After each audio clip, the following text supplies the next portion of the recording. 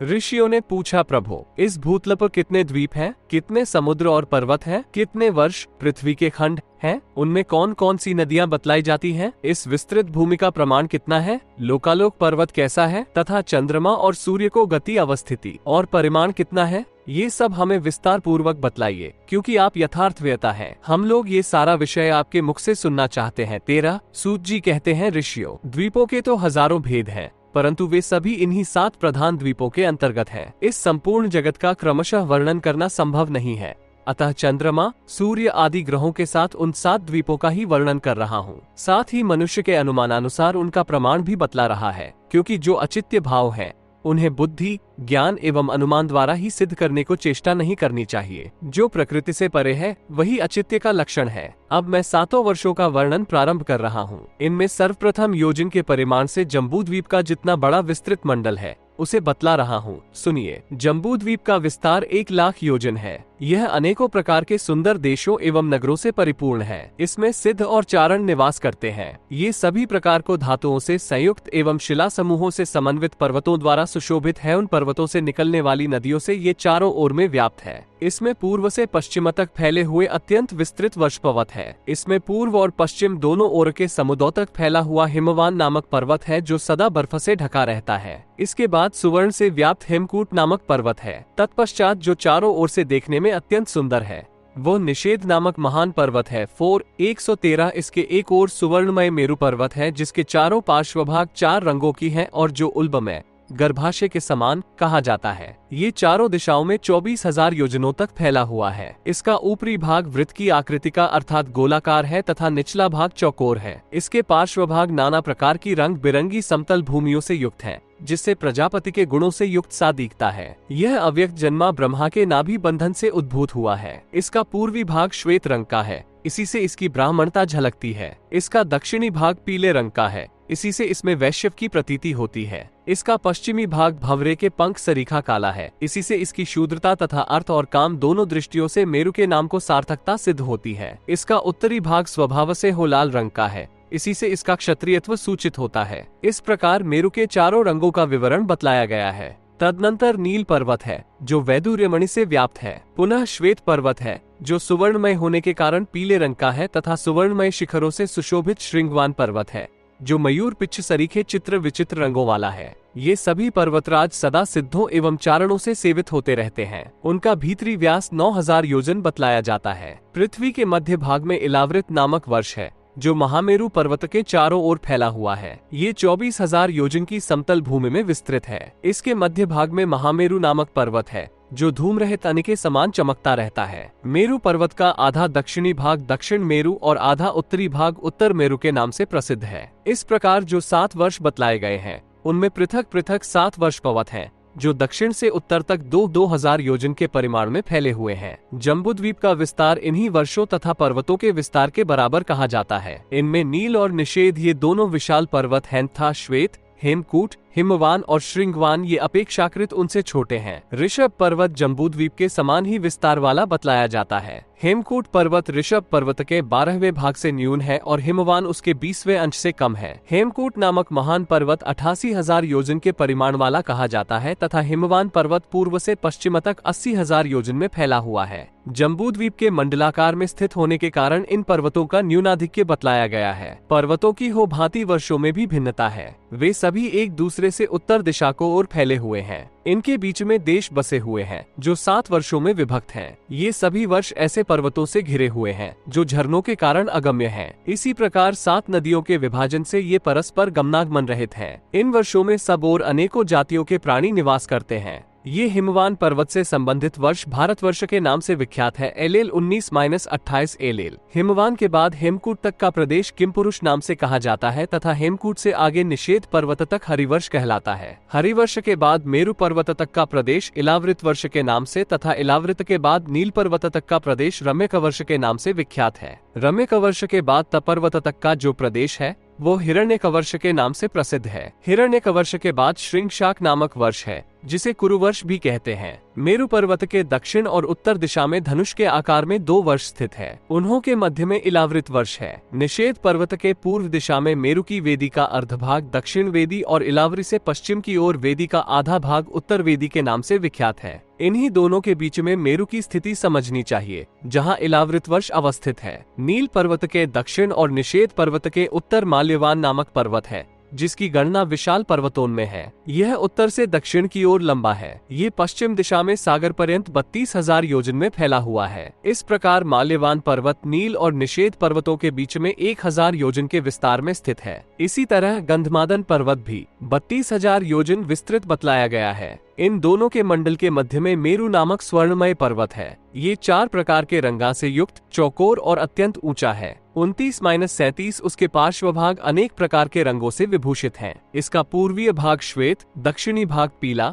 पश्चिम का भाग भ्रमर के पंख के समान काला और उत्तरी हिस्सा लाल है। इस प्रकार यह 4 रंगों से युक्त कहा जाता है। इस तरह चारों ओर से पर्वतों से घिरा हुआ दिव्य पर्वत मेरु राजा की भांति सुशोभित होता है। इसकी कांति तरुण सूर्य अर्थात मध्याह्नकालिक सूर्य की सी है। ये धूम्रहित अग्नि के सदृश चमकता रहता है। पृथ्वी के ऊपर इसकी ऊंचाई 84,000 योजन है। ये 16,000 योजन तक पृथ्वी के नीचे धंसा हुआ है और 28,000 योजन तक फैला हुआ है। चारों ओर से इसका फैलाव विस्तार से दुगुना है। यह महान दिव्य पर्वत मेरु दिव्य औषधियों से परिपूर्ण तथा सभी सुवर्णमय भुवनों से घिरा हुआ है। इस पर्वतराज पर देवगण, गंधर्व, असुर और राक्षस सर्वत्र अप्सराओं के साथ रहकर आनंद का अनुभव करते हैं। यह मेरु प्राणियों के निमित्त कारणभूत भुवनों से घिरा हुआ है। इसके विभिन्न पार्श्व भागों में 4 देश अवस्थित हैं। उनके नाम हैं पूर्व में भद्राश्व, दक्षिण में भारत, पश्चिम में केतुमाल और उत्तर में किए हुए पुण्यों के आश्रय स्थान रूप उत्तर कुरु। इसी प्रकार उसके चारों दिशाओं में सभी प्रकार के रखों से विभूषित मंदर,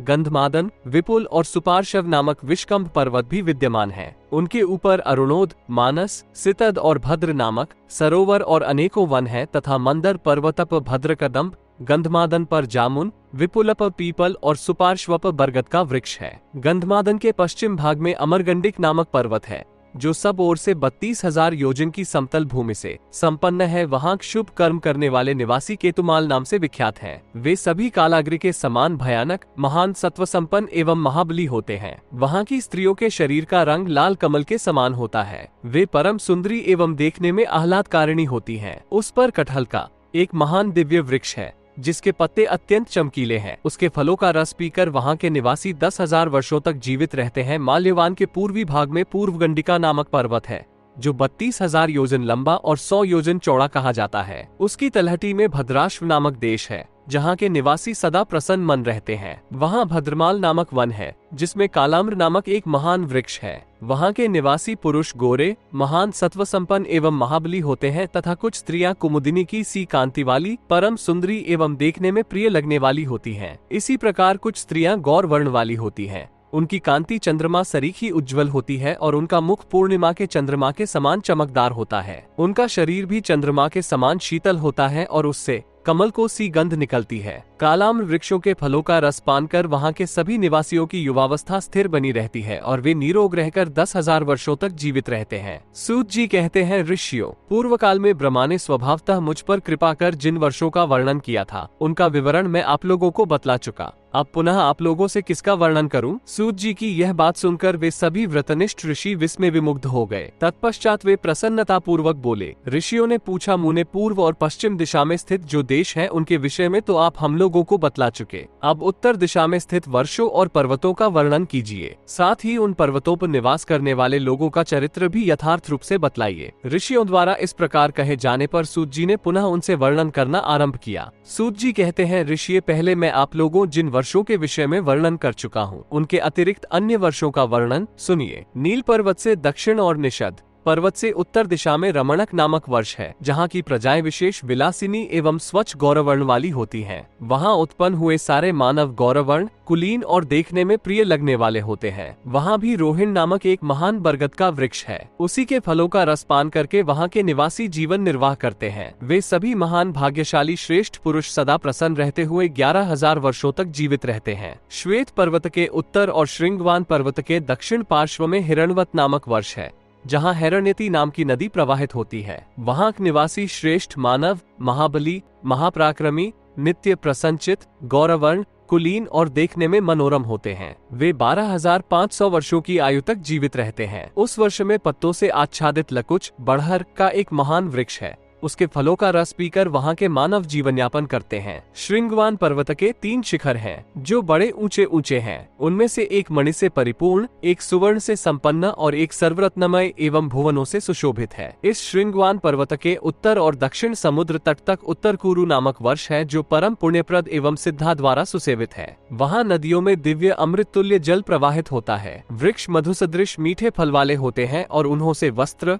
फल और आभूषणों की उत्पत्ति होती है। उनमें से कुछ वृक्ष तो अत्यंत सुंदर और संपूर्ण कामनाओं को पूर्ण करने वाले हैं, तथा दूसरे कुछ ऐसे मनोहर वृक्ष हैं जिनसे दूध निकलता है। वे सदा दूध और अमृत तुल्य सुस्वादु छहों रसों की रक्षा करते हैं। वहाँ की सारी भूमि मणिमयी है, जिस पर सुवर्ण की महीन बालुका बिखरी रहती है। चारों ओर सुख स्पर्श वाली शब्द रहित शीतल मंद सुगंध वायु बहती रहती है। वहाँ देवलोक से च्युत हुए धर्मात्मा मानव ही जन्म धारण करते हैं। वे सभी गौरवर्ण, कुलीन और स्थिर जवानी से युक्त होते हैं। वे जोड़े के रूप में उत्पन्न होते हैं। उनमें स्त्रियां अप्सराओं की भांति सुंदरी होती हैं। वे उन दूध से भरे हुए वृक्षों के अमृत तुल्य दूध का पान करते हैं। वे प्राणी एक ही दिन जोड़े के रूप में उत्पन्न होते हैं, साथ ही साथ बढ़ते हैं। उनका रूप तथा शील स्वभाव एक सा होता है और वे एक साथ ही प्राण त्याग भी करते हैं। वे चक्रवाक की तरह निश्चित रूप से परस्पर अनुरक्त, निरोग, शोक रहित और सदा प्रसन्नचित रहते हैं। वे महापराक्रमी मानव 11,000 वर्षों तक जीवित रहते हैं। वहाँ कोई पुरुष दूसरा विवाह नहीं करता। सूत जी कहते हैं, परम धर्मज्ञ ऋषियों, इस प्रकार मैंने भारतीय युग में वर्षों की सृष्टि देखी है,